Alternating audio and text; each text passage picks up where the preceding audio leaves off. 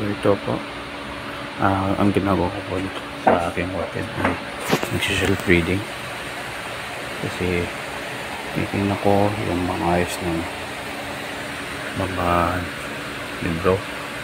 So makikita natin dapat ito ganito tama, kasi hanap ko po yung mga wala sa ayos.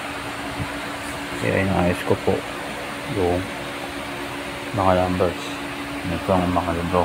Pag nakita ko, ibabalik ko sa tamang shelf. Kasi ang ginagawa ko.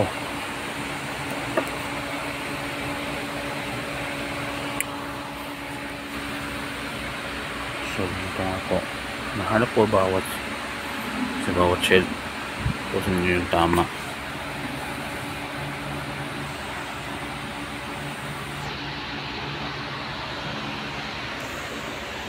So dito po nagkakaroon ng difficulty at hindi mahanap yung tama number o